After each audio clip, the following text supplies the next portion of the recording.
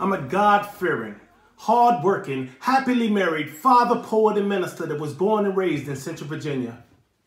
Not much of a resume, I must say, because it doesn't say much but only the headings. Not a bullet point nor the telling of a timeline, so I'll try to fill it in. First, I said I was God-fearing. But what good in hearing that and not the fact that I was already 33 in May of 2010 when I let him in. And that was the result of a sin, not worth sharing, but I can. Let's just say I was a man. Which is a lame excuse with no proof to back it, to seek action with no attachments. Senseless satisfaction due to passions full of lust and no trust. And then Leviticus 20:10 tells me that death was the punishment for such a sin back then. Remember I said it was 2010 when I let him in? No coincidence, but on to me mentioning that I'm hardworking, long searching for that career to hang my head on because some jobs don't last long. And it's hard to latch on when you get passed on for potential positions you just knew you was getting. Who were you kidding? You know they ain't fishing for your kind. What, you blind?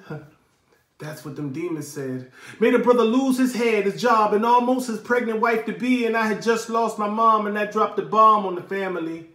In May of 2008, thank God she had more faith than all of us and called the bluff of death and asked where was its sting. You see, there's this king she turned to, whom I learned to at a later time. But at the time, I was just thankful she was able to meet her would-be daughter-in-law before she died. But did we ride off into the sunset?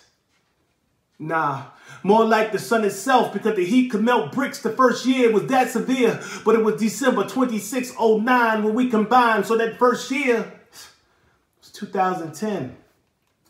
Yeah, there goes that year again. So we made it through the fire with a mutual friend. 3 went in, 4 came out. Him, me, my new son and spouse. But there were more of us, the 4 of us, plus 5, I ain't lying. She had a few, plus my 2, prior to us becoming 1. Then came the son we share. 3 boys, 3 girls, what a pair, so rare, but I dare share that the worst would come. You see, May of 2015, I lost my oldest son. And I was done, so I thought, as the enemy sought to sift me like wheat to find the wrong in me. Hoping I'll pump alcohol in me and do all of the above that was wrong like I did when I lost my mom before 2010. But since then, I've gained an advocate who goes before the magistrate, and though it was twice as damaging, I was more equipped to handle it. In the long run, still, to lose someone you've called son for 19 years, you might see tears for what's all done.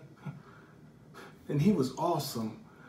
With the flow, like his father years ago, I still dabble in it though, but as a ministry, because it is a gift that makes room for me as a platform, as I transform in time by the renewing of my mind. And if you would be so kind to keep in mind that I resigned from a long-held position, never too far out of distance.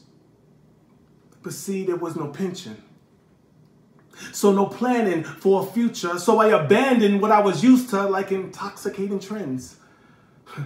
But then some friends took a missing once I gave up that position, and I quit drinking and smoking in the year 2010. Wow. So a lot would end and begin around that year, but it was clear and not a spoiler that the greatest change of all was my employer. Because now all that I do is unto him, the living God. Some days it's hard, but I'm thankful for the job. My resume.